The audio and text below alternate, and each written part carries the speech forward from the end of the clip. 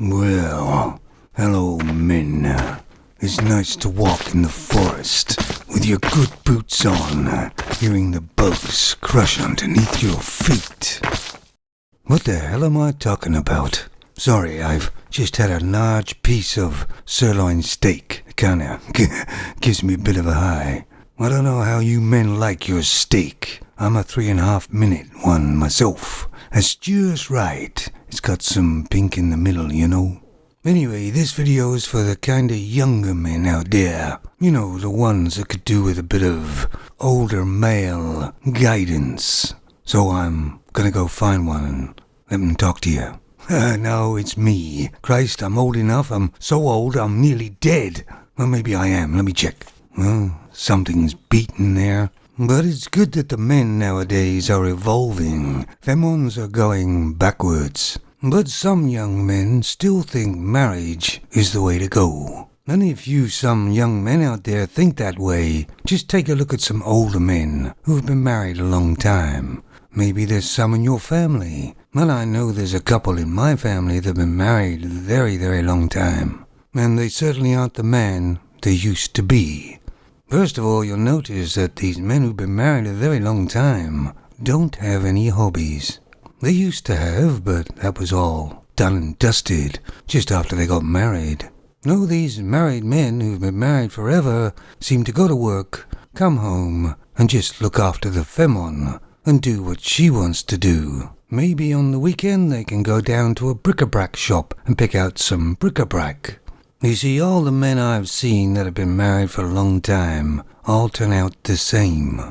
They seem to be just a drone for the femon they married. Some men take longer than others to become a drone, but they all become the same. And the funny thing is, to the femon, the man is only a drone. If he dies, then very, very quickly she will get another man to be a drone. But the man that acts like he's dead already isn't really dead, because it's just more or less a zombie state. If they break up and he gets a divorce for some reason, usually the femon instigated it. It may take a while, but he starts to come back, and all of a sudden he becomes alive again. But he does feel a bit bitter, considering all the years. He realizes now he's lost, and usually all for nothing. You see, men have realized now they weren't just put on the earth to appease femons and make them happy. Men deserve a life, too. And I think it'll take a couple of centuries for the femons to realize that, if ever. For me and my relationships, they were good, because I didn't stay too long. Once the magic started to go, so did I. Man was never meant to be with a femon for the rest of his life. Only in very rare cases. For you young men, there's fields of flowers out there. But be careful, some of the weeds look like flowers too. You young men are your masters of your own futures. Have some fun, but be careful. Don't ever let them get too close. And you are strong and smart. Until sex comes into the picture with a femon, then you seem to be as dumb as a plank. Well, nature has to give femons some advantage. Know your weakness, men, and control it. Otherwise you will surely be controlled by a femon. It's kind of like having a young dog getting treats so you can train it. That's exactly what the femons do with sex. Now, I'm glad you kind of swung by and we had this little chat.